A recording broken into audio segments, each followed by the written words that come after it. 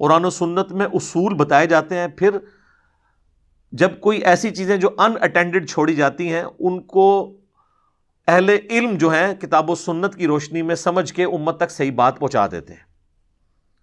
تو اصول تو اپنی جگہ طے ہیں۔ اس کو آپ مثال کے طور پر سمجھ لیں کہ اس وقت تمام مکاتب فکر کے تمام جید علماء، ایون ان کی پبلک بھی اس بات پر اتفاق کرتی ہے کہ سگریٹ اگرچہ نشہ نہیں ہے کیونکہ اس سے ہوش تو نہیں جاتی، لیکن یہ گناہ اور حرام ہے، یا کوئی احتیاط میں بولے گا تو مکروہ تحریمی کہہ دے گا۔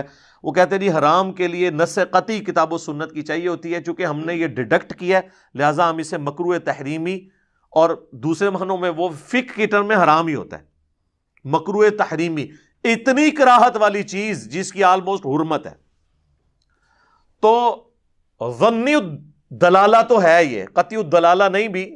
تو یہ سگریٹ کے اوپر سب نے جو گناہ کا فتویٰ لگایا ہے، حرام کا فتویٰ لگایا ہے، تو وہ کس آیت کے تحت لگایا ہے؟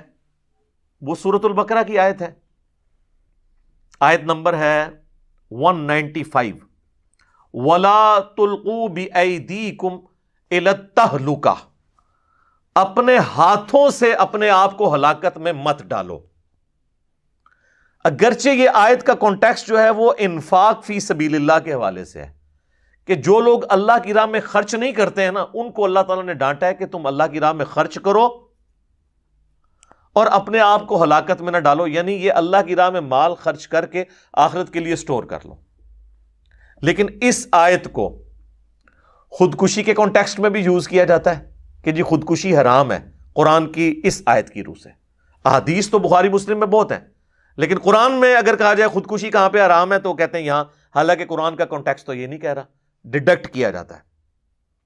چلیں خودکشی کے لیے تو آپ کہہ سکتے ہیں کہ احادیث الگ سے موجود ہیں، لیکن سگریٹ کے لیے تو احادیث بھی نہیں ہے۔ اگر آپ نشہ والی احادیث لگائیں گے تو نشہ تو وہ اس اعتبار سے نہیں ہے کہ ہوش گنوا دے، تو وہ کہتے ہیں نہیں، قرآن میں ہے اپنے آپ کو ہلاکت میں نہ ڈالو، یعنی خودکشی کرنے کی طرف ہی لے جانے والی چیز ہے۔ سائنٹیفکلی یہ چیز پروف ہے کہ سگریٹ کے ذریعے پھیپھڑے خراب ہو جاتے ہیں اور انسان وقت سے پہلے ایکسپائر ہو جاتا ہے۔ اب اس پہ کوئی بیوقوفوں والی بات کرے کہ جی وہ ہمارے محلے میں ایک بابا ہے جی، اس کی عمر تو 80 سال ہو گئی، وہ ابھی تک سگریٹ پیتا ہے، تو وہ ایک ایکسیپشن کیس ہوتا ہے، ایکسیپشنل کیس ہوتا ہے۔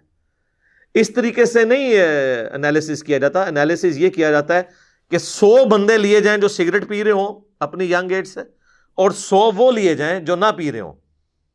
اب دیکھیں کہ کون 80 تک پہنچتا ہے، تو پتہ چلے گا وہ ایک ہی بابا 80 تک پہنچا ہوا ہے، اس کے ساتھ کے سارے 60 سے پہلے ہی ایکسپائر ہو گئے ہوئے ہیں۔ تو اس طریقے سے چند ایک چیزوں کو، مثالوں کو اٹھا کے آپ نے یہ نہیں سگریٹ کے فضائل نہیں سنانے ہوتے۔ تو سگریٹ کی حرمت یا اس کو مکروہ تحریمی ہم نے نہ قرآن و سنت کے دلائل کی بنیاد پہ نہیں کیا، بلکہ ہم نے اس آیت کے تحت کیا ہے جو سورہ البقرہ کی آیت نمبر 195 ہے، وَلَا تُلْقُوا بِأَيْدِيكُمْ إِلَى التَّهْلُكَةِ، اپنے آپ کو خود اپنے ہاتھوں سے ہلاکت میں مت ڈالو۔ اب کوئی کہہ سکتا ہے کہ یہ علماء نے خام خواہ اس آیت سے کیوں لیا ایسے؟ تو صحابہ بھی اسی طرح لیتے تھے۔ اس کی میں آپ کو ایک مثال پیش کرتا ہوں۔ صحیح بخاری اور صحیح مسلم دونوں میں ایک حدیث موجود ہے کہ ایک عورت عبداللہ ابن مسعود رضی اللہ تعالیٰ عنہ کے پاس آتی ہے اور کہتی ہے کہ میں نے سنا ہے کہ آپ ایسی عورتوں پر لعنت کرتے ہیں جو عورتیں دانتوں کے درمیان گیپ بنواتی ہیں اور گندواتی ہیں، جو ٹیٹو بنوانا، اور چہرے کے بال نوچتی ہیں، جس کی آج کل ایک ماڈرن فارم یہ پلکنگ ہے۔ تو ان تینوں اعمال کرنے والی عورتوں پر آپ لعنت کرتے ہیں؟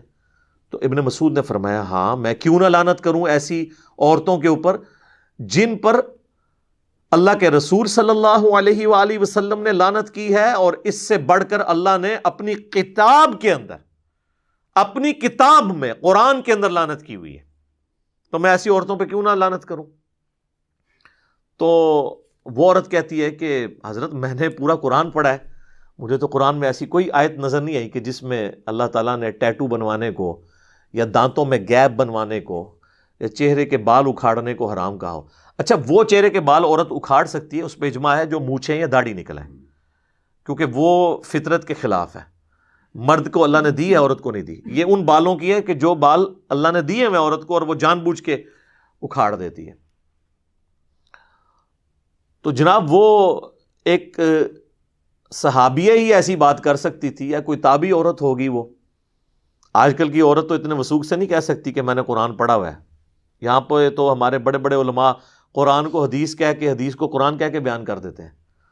تو ابن مسعود رضی اللہ تعالیٰ نے فرمایا کہ تو نے قرآن میں یہ آیت نہیں پڑھی، سورۃ الحشر کی آیت نمبر 7، وما آتاکم الرسول فخذوہ وما نہاکم عنہ فانتہوا. جو رسول اللہ تمہیں دیں صلی اللہ علیہ وآلہ وسلم وہ لے لو، اور جس سے منع فرما جائیں اس سے رک جاؤ.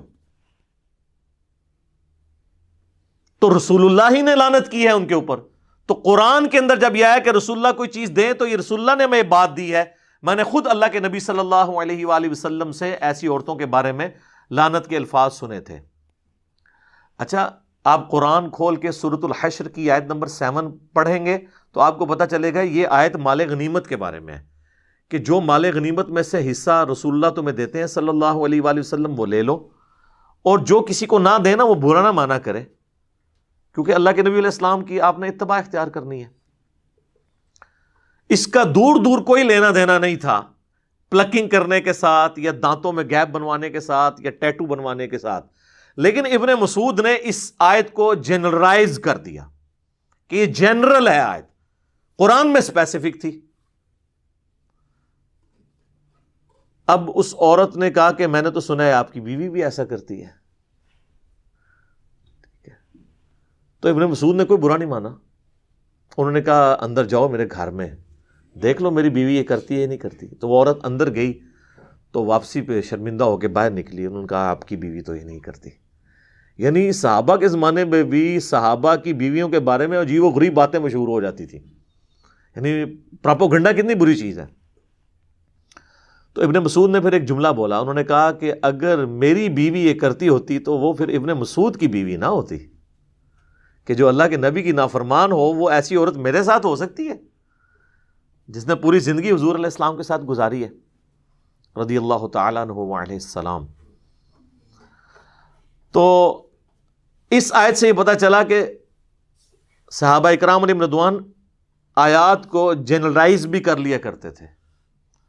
اسی کے تحت ہم نے سگریٹ کو اس کیٹیگری میں فال کیا ہے جو سورہ البقرہ کی آیت نمبر 195 ہے، وَلَا تُلْقُوا بِأَيْدِيكُمْ إِلَى التَّهْلُكَةِ. یہ میں نے آپ کو بنیاد اس لیے بنائی تاکہ آپ کو آگے پتہ چلے کہ ہمارے ائمہ اکرام نے اگر قرآن کی کسی آیت سے مسٹربیشن کو حرام قرار دیا ہے تو وہ بالکل صحابہ کے طریقے کے اوپر ہے. یہ کوئی انہوں نے اپنی طرف سے چیزیں انوینٹ نہیں کی ہیں، دین کے اندر داخل نہیں کی ہیں.